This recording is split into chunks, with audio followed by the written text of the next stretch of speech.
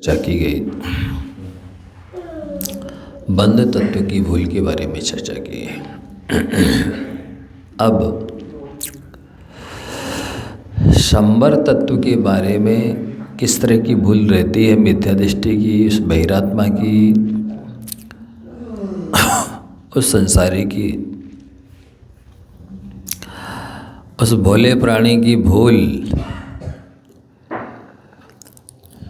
आप सभी बहुत ध्यान से सुनेंगे। आत्म हित हेतु विराग ज्ञान ते लखे आपको कष्ट दान। आत्मा का हित यदि हो सकता है तो वैराग और ज्ञान से हो सकता है। वैराग और ज्ञान के अलावा किसी दूसरी चीज़ में ऐसी सामर्थ्य नहीं है जिससे आत्मा का हित हो सके, भला हो सके। पर वो मिथ्या दृष्टि को ये जो हितकारी दोनों चीज़ें हैं वही कष्टदायी लगती है। और जो आत्म के अहित विषय कषाय, जो आत्मा का हित करने वाले हैं वे ही विषय कषाय उसको अच्छे लगते हैं।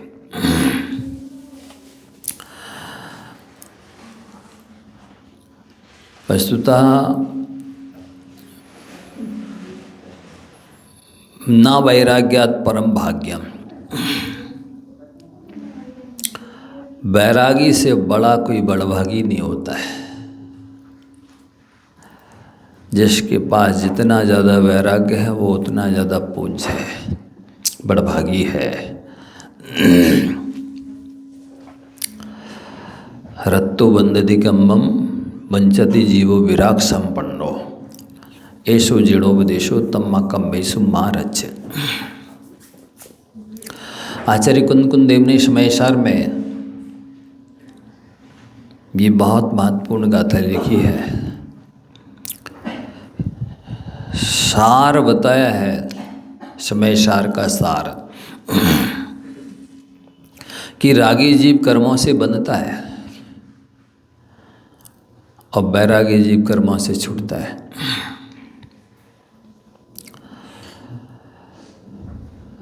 ये सार समझ करके कम्मेश मारज, जो कर्म की उदय में होने वाली अनुकूल और प्रतिकूल परिस्थितियां हैं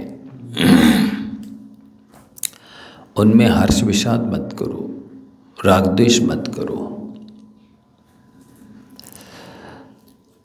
इस दो शब्दों के लिए आचार्य वीरसेन महाराज ने 16 पुस्तकों में लिखा है, कषाय पाहुट करके। इन दो चीज़ों की चर्चा है, राग की और द्वेष की।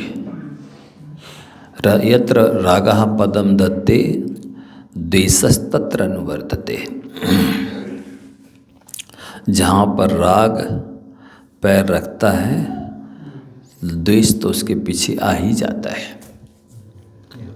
आप सभी देख सकते हैं, सुन सकते हैं, पढ़ सकते हैं, अनुभव कर सकते हैं कि यदि किसी को किसी भी चेतन या अचेतन पदार्थ से राग है तो नियम से किसी भी दूसरे चेतन अचेतन से द्वेष अवश्य होगा, पक्का है। दोस्ती है। अकेला राग नहीं रहता, द्वेष भी रहता है साथ में। एक से राग है तो उसकी जो अपोजिट होगा उससे द्वेष तो होगा ही होगा।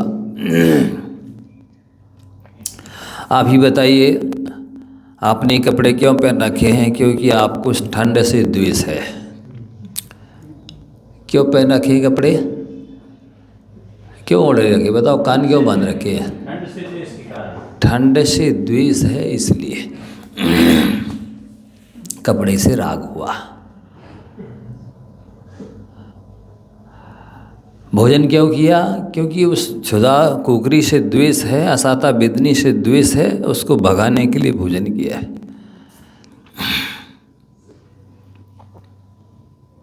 आप इस फर्श पर क्यों बैठे हैं? क्योंकि जो फर्श ठंडा है ना, उसकी ठंडक से द्वेष है, इस वजह से इस फर्श पर बैठे। लाइट क्यों जलाई है?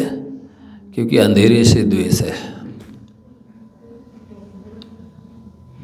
पानी क्यों पिया है? क्योंकि प्यास से द्वेष है।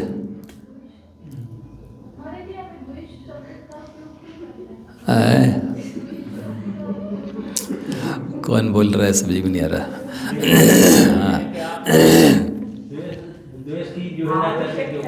द्वेष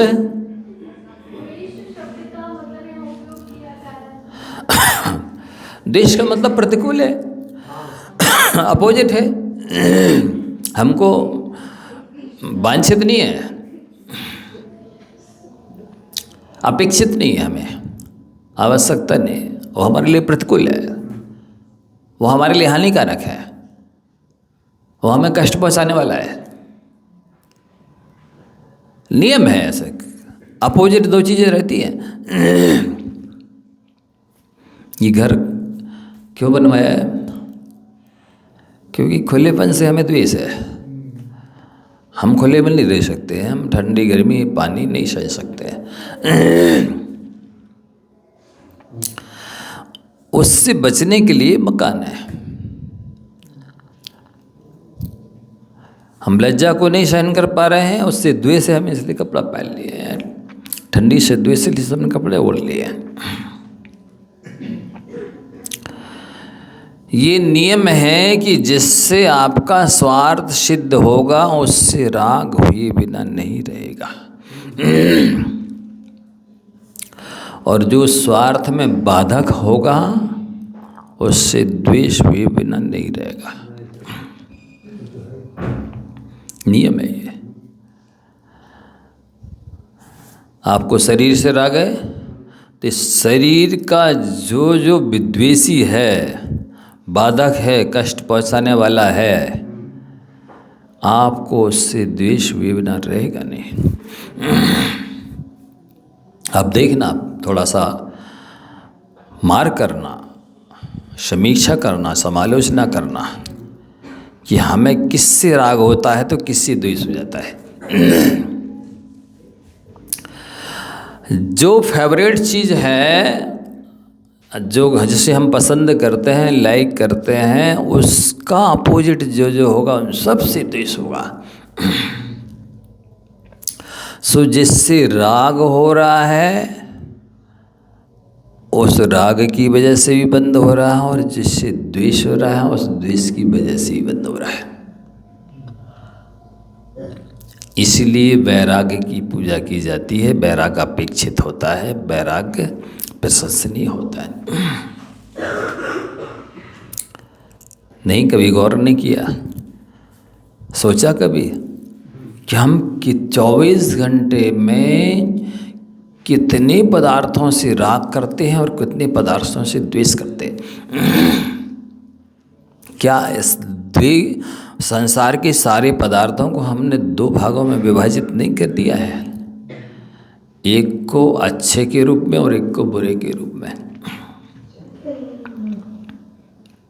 और क्या वाकई में वे पदार्थ अच्छे या बुरे हैं अपने आप में? हमारे स्वार्थ की तुलनात्मक अध्ययन में जो हमें अच्छा लगता है वो हमारे लिए अच्छे हैं।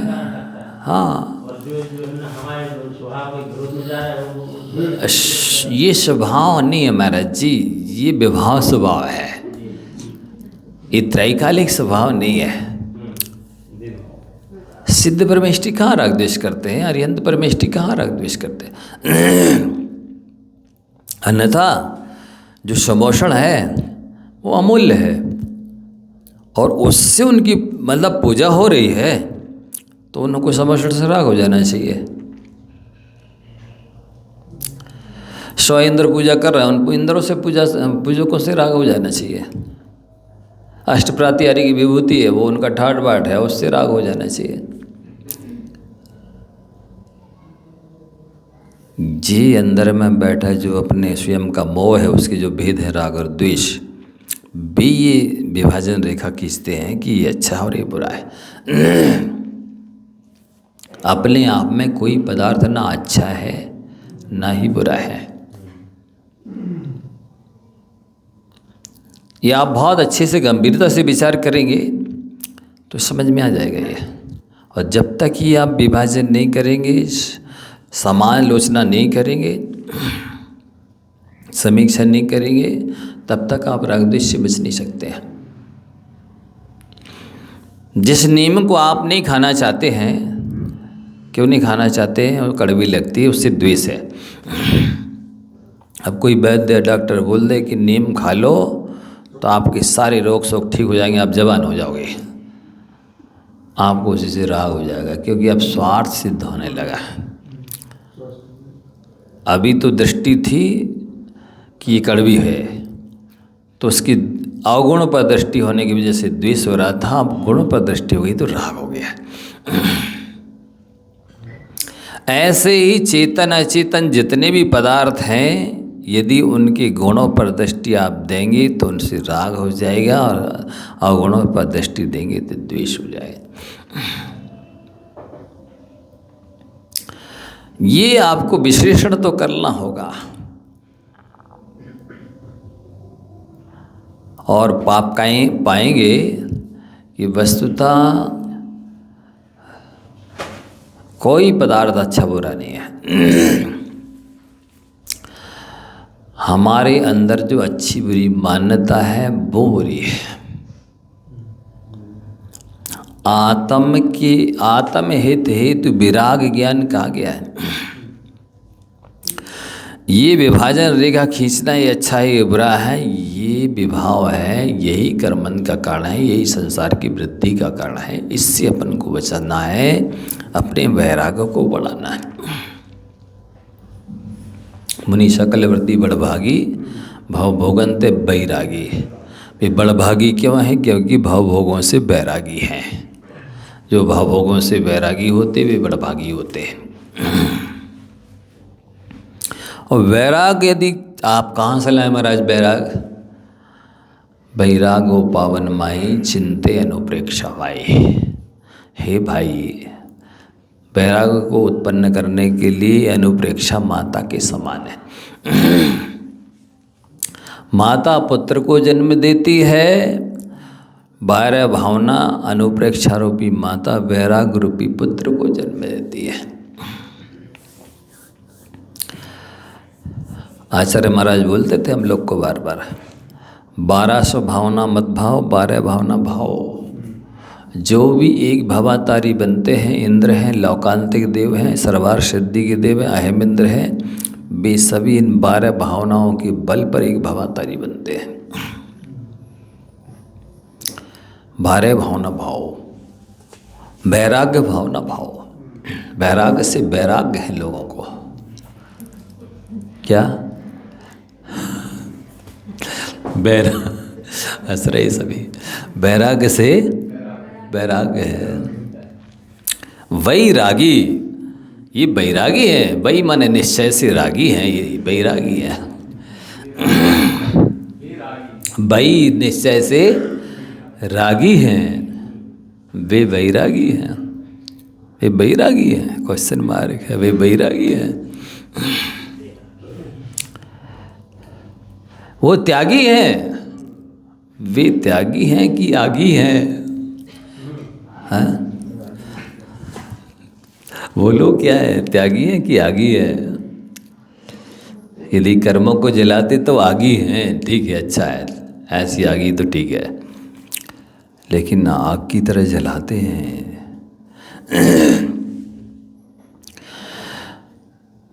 बहुत महत्वपूर्ण है ये 2 गुण, वैराग्य और ज्ञान। इन दोनों में ही सामर्थ्य है इस संसारी प्राणी के समस्त कर्मों को नष्ट करने की, इसके संसार को सुखाने की सामर्थ्य है। तीसरी किसी भी शक्ति में नहीं है। वैराग्य और ज्ञान के अंदर ही रत्नात्रय छुपा है। इस वैराग्य और ज्ञान में ही आनंद गुण छुपे हैं, गर्भित हैं, इंक्लूड हैं। देखो ऐसे ऐसे अज्ञानी प्राणी ज्ञान के बल पर अपना उद्धार कर गए हैं। एक वैष्णव व्यक्ति था, तो वो क्या हुआ,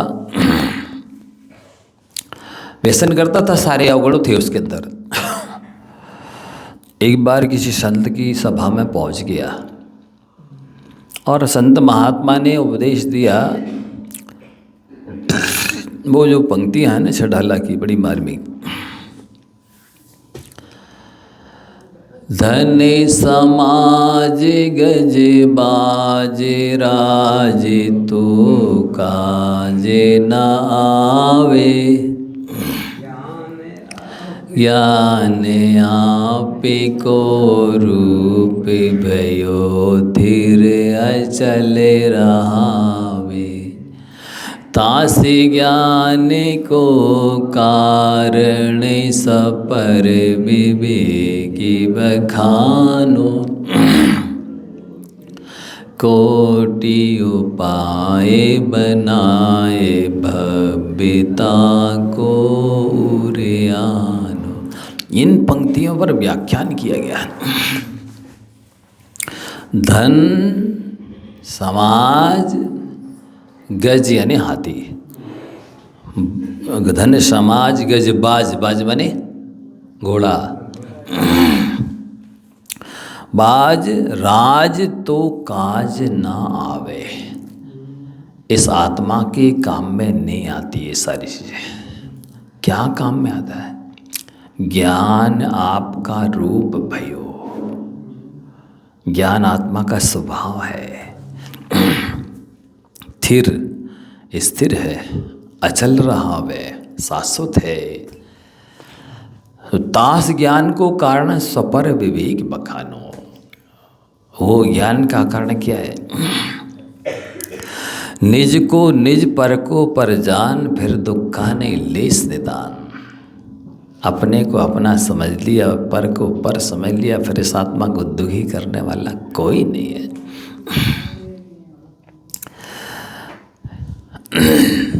तो क्या लिख रहा आगे? कोटि उपाय बनाए भव्यता को और आनो। हे भव्य जीवो, करोड़ों साधनों को अपनाओ, करोड़ों कामों को छोड़ो और इस समय ज्ञान को प्राप्त करने की कोशिश करो, चेष्टा करो। क्यों करें? जे पूरब शिव गए, जाए अरुआगे जय, सो सब महिमा ज्ञान तनी मुनिनाथ कहे। कितनी बड़ी बात है। पंक्तियों को पढ़ते एकदम आनंद से भर जाता है मन। जे पूरब शिव गए, जो भूत में मोक्ष गए हैं, जाहि विदेश क्षेत्र से मोक्ष जा रहे हैं, अरे वो आगे जाए, भविष्य में मोक्ष जाएंगे। सो सब महिमा ज्ञान तने, वह महिमा सारी की सारी ज्ञान की है। कौन कह रहा है? मुनिनाथ कहे हैं। तीर्थंकर परमात्मा ने दिव्य ध्वनि में बतलाया है। तो उस भव्य जीव को स्वाध्याय करने की रुचि हो गई। उपदेश के बाद उसने नियम लिया, प्रतिदिन भगवान के दर्शन करेंगे, 10 मिनट स्वाध्याय करेंगे और 5 मिनट चिंतन करेंगे। व्यसनी था, पहली बार नियम ले रहा था, ठीक है ले लो।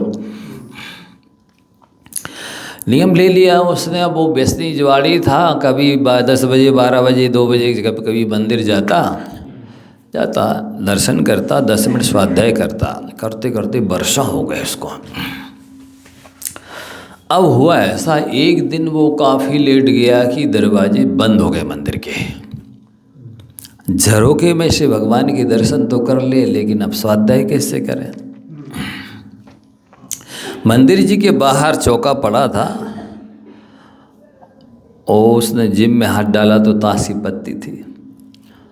उसको एकदम याद आ, अरे बोले महाराज ने एक नियम दिया था स्वाध्याय करने का, दूसरा नियम दिया था चिंतन करने का। मैंने स्वाध्याय तो किया, चिंतन तो किया ही नहीं है आज तक। और उस चौका पर 13 पत्ते बिछाए और चिंतन करने बैठ गया। 1 नंबर वाला पत्ता उठाया। ये पत्ता मुझे क्या संदेश दे रहा है, उपदेश दे रहा है। अहमेको खलु शुद्धो दंसन्नानमयो शयारोवी नव्यर्थमज्ज किंचवी अन्नम परमाणु मित्तम पे। क्योंकि उसने वर्षों स्वाध्याय किया था, ये गाथा याद आ गई। अहमेको खलु शुद्धो, मैं एक हूँ। अनादि काल से ये जीव अकेला ही है, आज भी अकेला है, भविष्य में भी अकेला ही रहेगा। सुन रहे आप सभी? ये लोग भजन सुनाते हैं, जाने मेरी किस्मत ने कैसा खेल खेला है, कल भी अकेला था और आज भी अकेला है।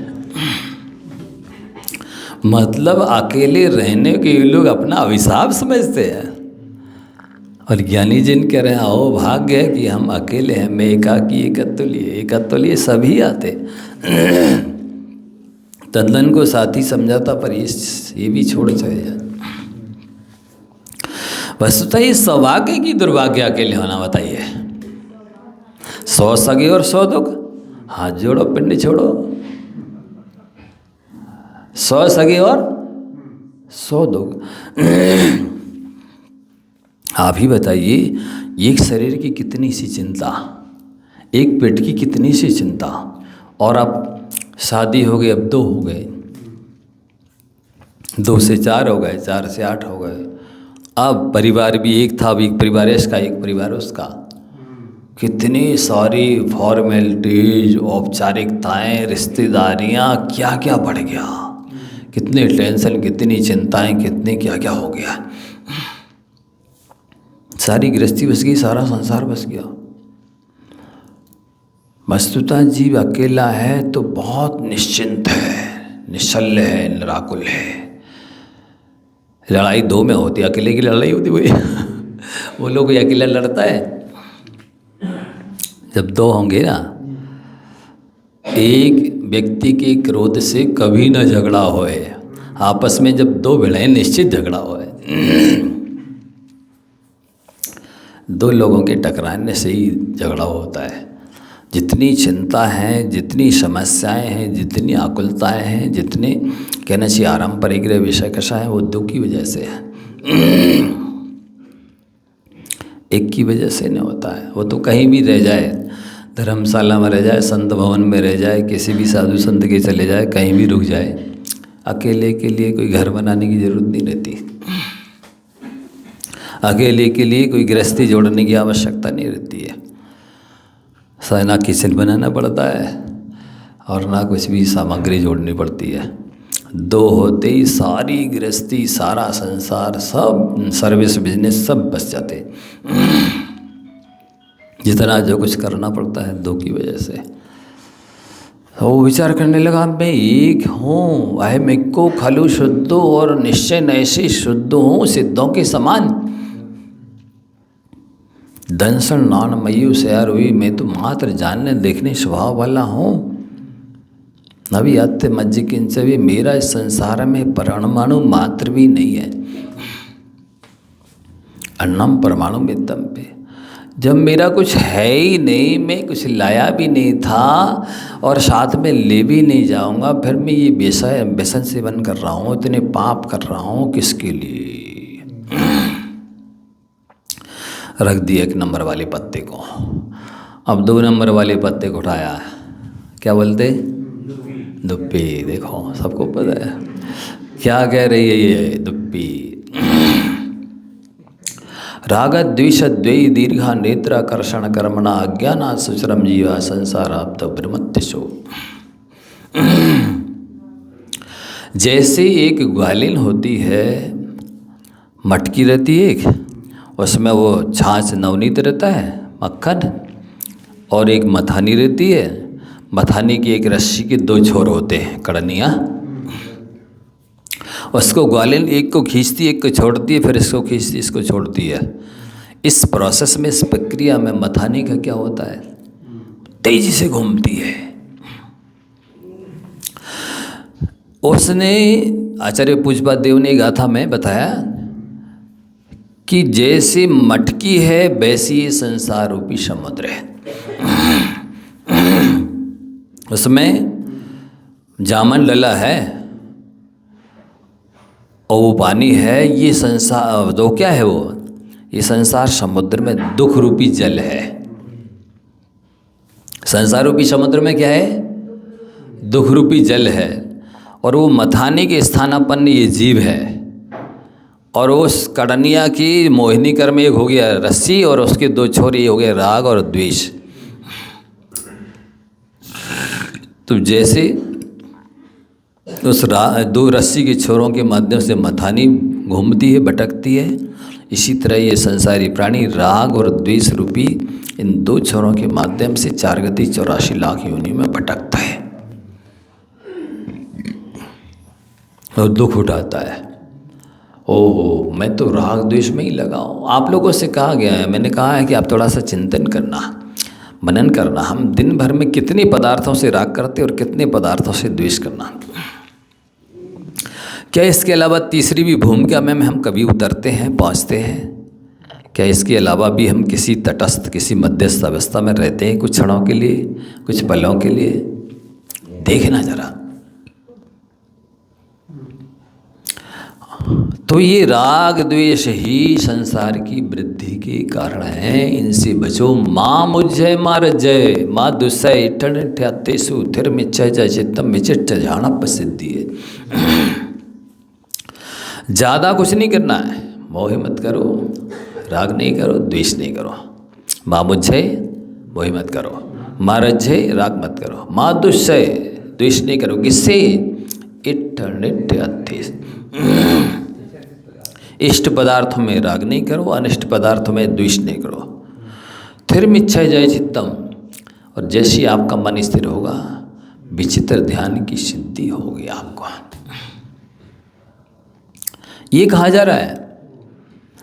फिर उसने 2 नंबर वाले पत्ते को रख दिया, 3 नंबर वाले पत्ते को उठाया। क्या है ये? तिग्गी। तिग्गी है, हाँ ठीक है। ये क्या बोल रही है? देखो, मिथ्या दर्शन ज्ञान चारित्र ही संसार के कारण है। सम्यक दर्शन ज्ञान चारित्राणि मोक्ष मार्ग। सम्यक दर्शन, सम्यक ज्ञान, सम्यक चारित्र मोक्ष के मार्ग है, और मिथ्या दर्शन, मिथ्या ज्ञान, मिथ्या चारित्र संसार के मार्ग है। सो मैंने आज तक सम्यक दर्शन ज्ञान चारित्र की आराधना की नहीं, अनादिकाल से मिथ्या दर्शन ज्ञान चारित्र में लगा हुआ। मेरा संसार भ्रमण कैसे मिटे? 3 मूर्ताएं होती हैं, देव मूर्ता, गुरु मूर्ता, लोक मूर्ता। मैं इसी में लगा हुआ। ऐसा विचार करते करते इन 3 की वजह से 3 लोक में भ्रमण है। देव मूर्ता, गुरु मूर्ता, लोक मूर्ता कहें, मिथ्या दर्शन, मिथ्या ज्ञान, मिथ्या चारित्र कहे। 3 नंबर वाले पत्ते को रख दिया। अब 4 नंबर वाले पत्ते को उठाया। ये क्या कह रहा है? चौआ। चौआ ये बोल रहा है कसाएं 4 होती हैं। ये जीव को कसती हैं, कर्मों से कसती हैं, दुखी करती हैं। वर्तमान भी बिगाड़ती हैं, वर्तमान में भी दुखी करती हैं। भविष्य भी बिगाड़ती हैं, भविष्य में भी दुखी करती हैं। वस्तुतः कषाय से बड़ा शत्रु नहीं इस जीव का। कषाय ही पाप कराती है, कषाय ही पंचेंद्रिय के विषयों में प्रेरित करती है। आरंभ परिग्रह जितने सब होते कषाय की वजह से होते हैं। जिसने कषाय को क्रश किया, सच्चे मायने में उसने साधना किया है। सच्चा साधक, सच्चा वैरागी वो है जो कषायों को क्रश करता है, कषायों पर प्रहार करता है। जो कषायों को नहीं जीत सकता है वो साधक नहीं हो सकता है, मोक्ष मार्ग में नहीं चल सकता है। तो सारा प्रयास आप अपन सभी को, जो भी आत्मार्थी हैं, कल्याणार्थी हैं, उन सब का सारा पुरुषार्थ कषायों के कृष करने में होना चाहिए। सच्चे मायने में संलेखना इसी का नाम है। प्रत्येक साधक जो भी मतलब मोक्ष मार्ग में बढ़ता है, व्रत लेता है, संयम लेता है, नियम लेता है, प्रतिमा लेता है, साधना करता है, उन सब का लक्ष्य संलेखना की तैयारी करना होता है। और काय और कसाय की कृष करने को संलेखना बोलते हैं। काय संलेखना तो अपने आप धीरे धीरे हो ही रही है, अंत समय में और विशेष रूप से आहार आदि का त्याग किया जाता है। लेकिन कषाय संलेखना तो जिस क्षण आपको वैराग्य हुआ है उसी क्षण से शुरू कर देनी चाहिए।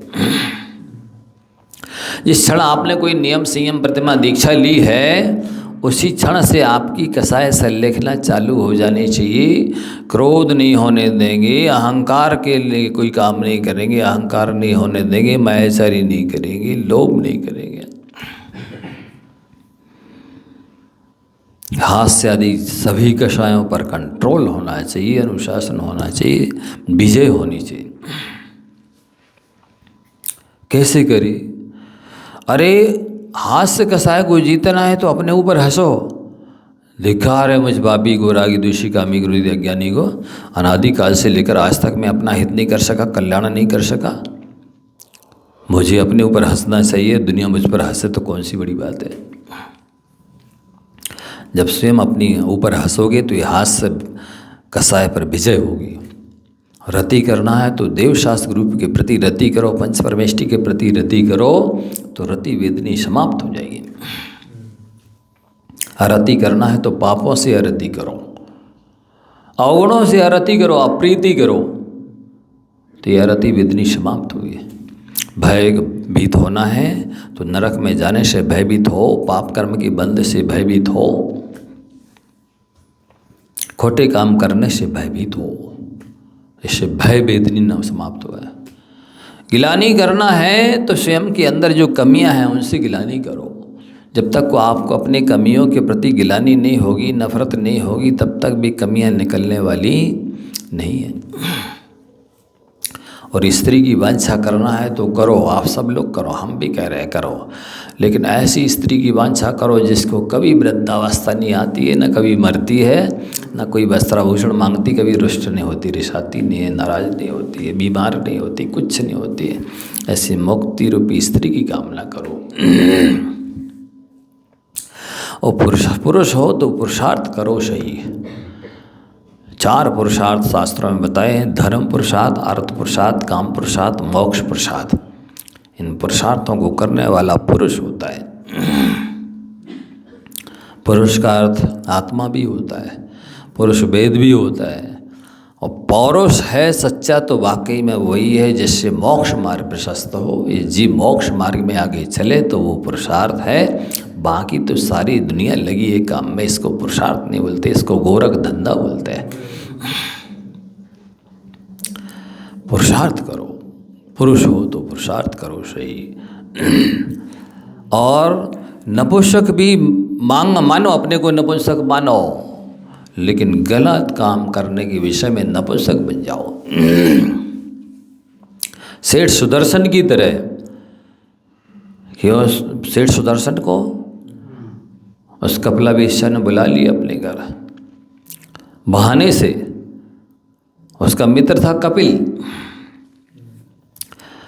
एक दिन उस कपिला ब्राह्मणी ने सुनाया, देखा होगा सेठ सुदर्शन को, और बस उसने कहा कि नहीं, मेरा जीवन तो सफल तभी होगा जिसके साथ समागम करूंगी। और एक अपनी सहेली से कहा कि इसको किसी बहाने से लेके आ। जाके ऊपर वो बिस्तर पर लेट गई, ओढ़ करके सो गई। और उसकी सहेली गई, अरे सुदर्शन, तुम कैसे मित्र हो? तुम्हारे मित्र कपिल को स्वास्थ्य ठीक नहीं है और तुमने आके पूछा तक नहीं। बोलता, अच्छा मेरे मित्र का स्वास्थ्य खराब है, मुझे तो मालूम ही नहीं था, चलो मैं देख के आता हूँ। आया तो कहा, मित्रों को यही छोड़ दो, तुम मिल के आओ अपने मित्र से। ऊपर गया, वो पलंग पर जैसे बैठा, मित्र क्या हो गया? ऐसी उसने जैसे ही उसका वो चादर उठाया, वो तो कपिला ब्राह्मणी लेटी थी, उसने हाथ पकड़ लिया। अरे हम तुम्हारे वियोग में मर रहे हैं, तुम्हें मेरे प्राणों की रक्षा करनी है। उसने कहा, बहन मैं तो देखने में सुंदर हूँ, मैं नपुंसक हूँ, मैं तुम्हारे साथ नहीं रमण कर सकता। अरे उसने कहा नपुंसक है, छोड़ दिया। जैसे दूध में से मक्खी को निकाल के फेंक देते हैं, ऐसे उसने छोड़ दिया, जब मेरे काम का नहीं है। ऐसे नपुंसक बनो यदि बनना है तो। गलत काम करने के लिए उसने कह दिया नपुंसक हो, तो ये उसका पुरुषार्थ है। अपने को नपुंसक बोल करके उसने अपना पौरुष समाप्त नहीं किया है, पौरुष की रक्षा की है। ऐसे नपुंसक बनो।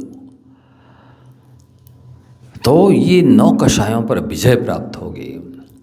और क्रोध आदि कषायों पर विजय प्राप्त करने का तरीका है क्षमा को अपनाओ, क्रोध अपने आप चला जाएगा। वसुधा जो अपने शत्रु को क्षमा नहीं कर सकता है, उसकी तो शुभ लेस्या भी नहीं हो सकता है। शुभ ध्यान होना तो दूर रहा, शुभ उपयोग रहा तो दूर रहा, शुद्धोपयोग तो दूर रहा, शुक्ल ध्यान तो दूर रहा। जो शत्रु से क्षमा नहीं मांग सकता है, शत्रु को क्षमा नहीं कर सकता, उसके पीत लेशा जो जघन्य 3 शुभ लेशाओं में सबसे घटिया क्वालिटी की जघन्य लेशा शुभ लेशा मानी जाती है, वो भी नहीं हो सकती। झाड़ी कज्जा कज्जम से मसीयम च सब संपासी दय दान हृदय मिदु लक्षण मियम तो देव से। ये लिखा है। तुम्हें इतना ही विवेक नहीं है कि कार्य करने योग्य क्या है, नहीं करने योग्य क्या है, सेवन करने योग्य क्या है, नहीं सेवन करने योग्य क्या है। दया दान तुम्हारे पास नहीं है। बैर बांधने वाला व्यक्ति दयालु नहीं हो सकता। जिसका किसी एक भी शत्रु है, उसके अंदर सम्यक दर्शन नहीं हो सकता, क्षमा धर्म नहीं हो सकता है, शुभ लेशा शुभ ध्यान नहीं हो सकता है, विशुद्धि स्थान नहीं हो सकते, संयम लब्धि स्थान नहीं हो सकते हैं, कुछ नहीं हो सकता है। इसलिए विचार करने लगा, ये कषाय तो मैं 24 घंटे कर रहा हूँ। उसको रख दिया, 5 नंबर वाले पत्ते को उठाया, पंजा, ये क्या कह रहा है? तो सोचने लगा, अरे आचार्य महाराज देव, हाँ आशीर्वाद दे देते ना। उनसे पूछा कि आचार्य श्री आप ऐसा हाथ क्यों उठाते हैं झुका हुआ? उनके आशीर्वाद देने में भी उपदेश छुपा होता था। वो कहते थे, देखो इधर देखो, मिलकर रहो इन 5 अंगुलियों की तरह, और दूसरी बात झुक कर रहो, अकड़ो मत, झुक कर चलो। कम खाना, गम खाना, नम जाना, ना हाकम के जाना ना हकीम के जाना है। कम खाओगे तो हकीम माने वैद्य के यहाँ नहीं जाना पड़ेगा, गम खाओगे और नम जाओगे तो वकीलों के चक्कर नहीं लगाने पड़ेंगे। कम खाना, गम खाना और नम जाना, सो ना हाकम के जाना ना हकीम के जाना। ये बहुत बड़ी टेक्निक है जीवन जीने की, आर्ट ऑफ लिविंग, ये कला है जीवन जीने की। ये गुण नहीं पाए जाते हैं लोगों में, इसलिए संघर्ष होते हैं, टकराहट होती है, वैर विरोध होते हैं। वे कम भी नहीं खाते और गप भी नहीं खाते। कम खा ले स्वस्थ रहे, गम खा ले तो लड़ाई झगड़े से बच जाए, और नम जाए तो दुनिया उनकी मित्र बन जाए। नमने वाले की कभी बुराई लड़ाई होती नहीं है। बताइए, ऐसा हाथ करिए, कौन आपसे लड़ने आएगा? उठाएगा अस्त्र शस्त्र? योगासन की जो सैकड़ों हजारों मुद्राएं हैं, इसमें इस मुद्रा से बढ़कर कोई दूसरी मुद्रा नहीं है। इस मुद्रा में ऐसा जादुई असर होता है, ये बहुत प्रभावी मुद्रा है, आकर्षक, अट्रैक्टिव है। इससे अंतरंग बहिरंग सारे द्रव्य क्षेत्र काल भाव पॉजिटिव हो जाते हैं। इस मुद्रा से सारे जितने भी प्रतिकूल ग्रह हैं चाहे वो सूर्य ग्रह हो, रवि सोम मंगल बुध गुरु शुक्र शनि राहु केतु कोई भी हो, ये सब सीधे हो जाते हैं इस मुद्रा से। जितनी भी प्रतिकूलता है वे अनुकूलता में बदल जाती हैं, जितने भी शत्रु हैं वे मित्र के रूप में बदल जाते हैं, जितनी भी दुविधाएं हैं वे सुविधाएं के रूप में बदल जाती हैं। वस्तुतः सारा जैनागम इससे मंगलाचरण होता है जैनागम का, और इसी से जैनागम की पूर्णता होती है।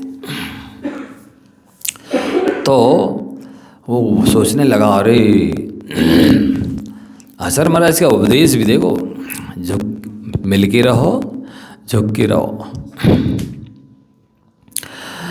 अकेली अंगुली कुछ नहीं कर सकती है, जब तक दो का सहयोग ना मिले तो काम नहीं बन सकता। इसमें बहुत उपदेश है। बताओ कौन सी छोटी बड़ी है? ना कोई छोटी है ना बड़ी है। भले का एक तुम कनिष्ठा हो, छोटी हो, अनामिका हो, ये तुम उससे थोड़ी बड़ी, मध्यमा है, ये तर्जनी है, ये अंगुष्ठ है। लेकिन जब कभी किसी को मारना होता तो वो छोटी काम में सबसे आगे आती है, पहले वो पिटती है, हैं? हाँ, किसी को यदि राज तिलक करना हो तो ये अनामिका ही काम आती है। और बीच की मध्यमा ना हो, इसको निकाल दो आप, पंजे की क्या शोभा होगी बताइए, हैं? उससे शोभा है। ये तर्जनी है, भत्सा करनी हो, किसी को डांटना हो तो ये काम में आती है। और ये न लगे यदि राशन पानी की व्यवस्था न बने, इसी से चलने लगे। पहले चलते थे, अब भी लौट के यहीं आ गए फिर से। बहुत महत्व इसका, भले छोटा है लेकिन महत्व कितना आप देखो। ये इसी से बचती है, हैं? महत्व अपना सबका। और एक अंगुली यदि गिरास को उठा के बता दे तो बता दो हमें। लपसी और वो क्या बोलते सत्तू तो ले सकते हो आप, चटनी वगैरह, गिरास नहीं उठा सकते अगली अंगुली से। जब तक 2 3 4 ना मिले तब तक कौर गिरास नहीं उठ सकता है चावल का। जो काम अकेला व्यक्ति बहुत लंबे समय तक भी नहीं कर सकता। इन बहनों ने बच्चियों को सिखाया था ना एक दिन, वो रंगोली डालना, 3-4 घंटे का काम 3-4 मिनट में कर दिया था। इतनी सुंदर रंगोली बनाई सबने मिल करके। ये बहुत बड़ी शिक्षा थी उसके अंदर कि जो काम अकेला व्यक्ति कई दिनों में, वर्षों में नहीं कर सकता है, मिलजुल करके कठिन से कठिन काम सरल हो जाते हैं और समय साध्य कार्य मिनटों में हो जाते हैं। बहुत अच्छी अच्छी कलाएं इन लोगों ने सिखाई थी। इनके अंदर बहुत सारी प्रतिभाएं हैं, योग्यता है। संगे शक्ति कलो योगी, शास्त्रों में लिखा है कि कली काल में संग में शक्ति है, कलो एकता बलम, ऐसी नीति आती कई जगह। कलो कली काल में एकता ही बल है। बुद्धिर्यस्य बलम तस्य, और जिसके पास बुद्धि है उसके पास बल है। बुद्धिहीनस्य कुतो बलम, जिसके पास बुद्धि नहीं हो उसके पास कैसे बल, कहाँ से बल आ सकता है। ये नीतियाँ बहुत जान डालती हैं जीवन में। तो सबका अपना महत्व है। हाथ भी है, ऐसा रहे तो अभय की मुद्रा है, ये अभयदान का प्रतीक है। ऐसा कर दो तो तलवार की धार बन गया है, और ऐसा कर दो तो हाँ, और ऐसा कर दो तो ये याचना का कटोरा है, भीख मांगने का कटोरा बन गया ये। और ऐसा कर दो तो आश्वासन है, आशीर्वाद है, संपैथी है, सहानुभूति है। इसमें कितने रहस्य छुपे हैं, आप जरा प्रयोग करने की कला सीख जाइए बस। कहते ना आचार्य श्री ने कहा नहीं, लेने वाले मत बनो, देने वाले बनो। हैं? हम लोगों को लेने वाला बना दिया, आप क्या करें?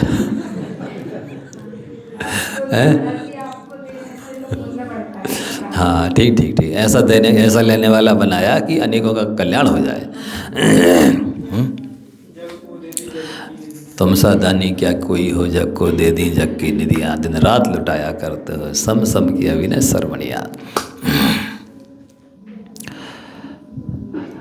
हे शांति त्याग की मूर्तिमान है, शांति और त्याग की मूर्ति हैं आप, चलते फिरते मोक्ष मार्ग है।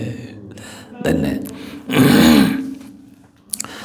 तो वो 5 नंबर वाला पंजा क्या बोला, देखो पाप 5 होते हैं।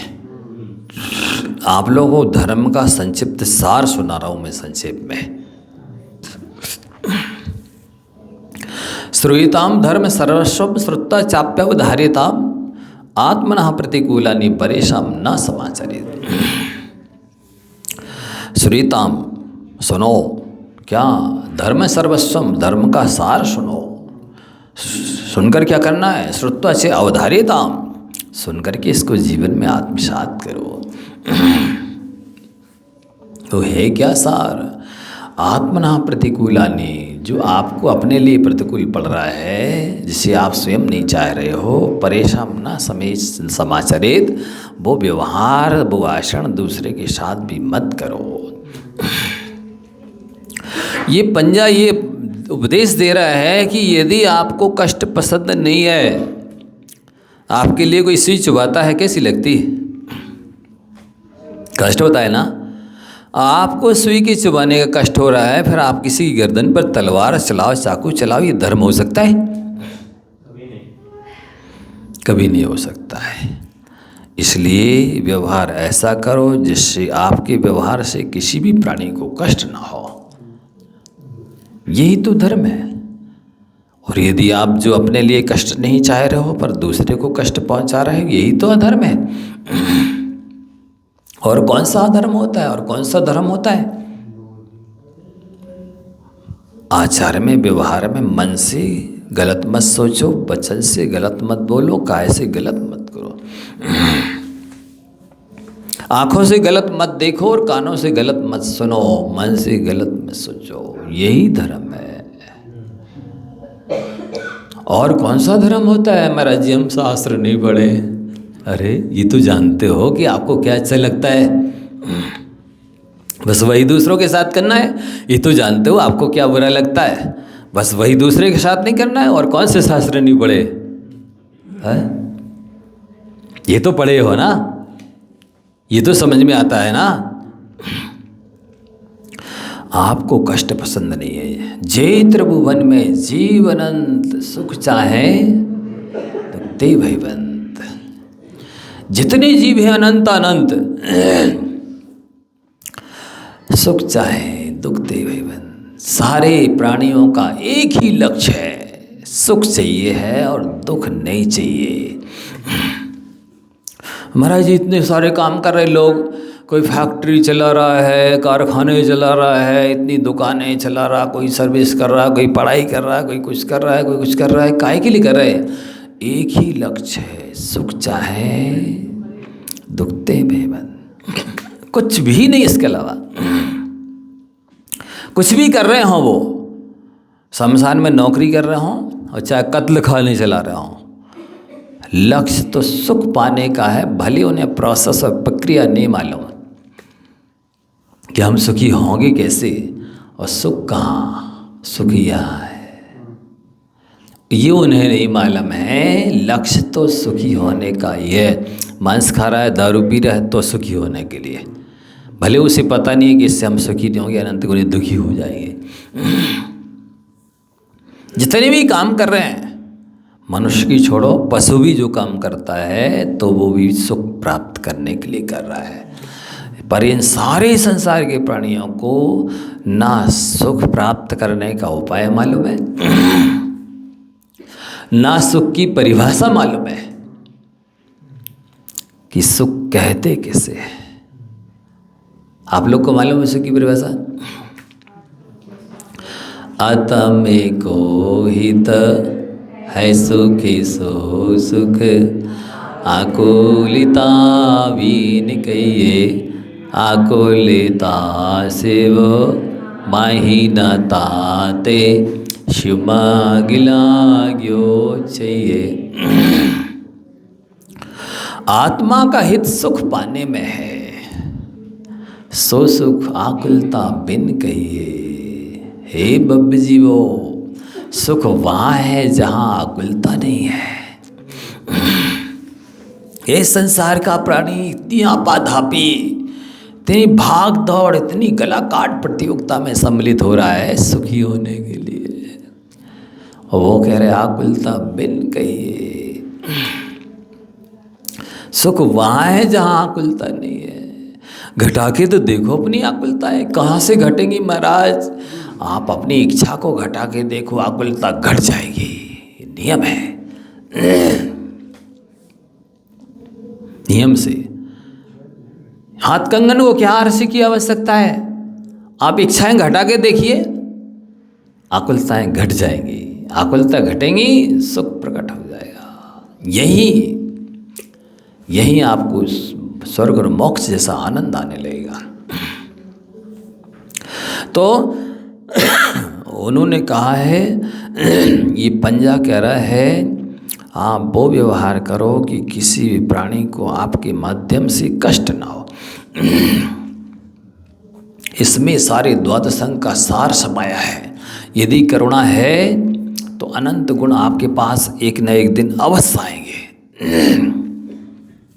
करुणा की वजह से गुणों का उद्घाटन होता है, गुणों की प्राप्ति होती है, और करुणा के लिए ही सारे व्रत नियम संयम पाले जाते हैं। बहुत बड़ा गुण है, दया कहें, करुणा कहें, और उसके नाम कुछ भी रख दो, अहिंसा बोल दो, बातें की है। इतना ही ख्याल रखना किसी को मेरे मन वचन काय से कष्ट ना पहुँचे। खम्मा में सब जीवाणम लिखा है, खम्मा में सब जैना नाम नहीं लिखा, खम्मा में सब मनुष्य नाम नहीं लिखा, खम्मा में सब पंचेंद्रियाणम नहीं लिखा कि मैं सब मनुष्यों को क्षमा करता हूँ, कि सब जैनों को क्षमा करता हूँ, कि सब पंचेंद्रियों को क्षमा करता हूँ। ये नहीं लिखा है, सब जीवाणम लिखा है। प्राणी मात्र को क्षमा करो, पहचान के मित्रों से मत करो। क्षमा करना वैसा उत्तम क्षमा, वैसा उत्तम क्षमा। जिससे शत्रुता है, जिसको कष्ट दिया है, मालूम भी है कि जी असंतुष्ट है मेरे से, उसके पास जाना सबसे पहले तो सच्ची क्षमा होगी। जवानी की ज्ञान ते सूझे लोकाल। हे जनवार।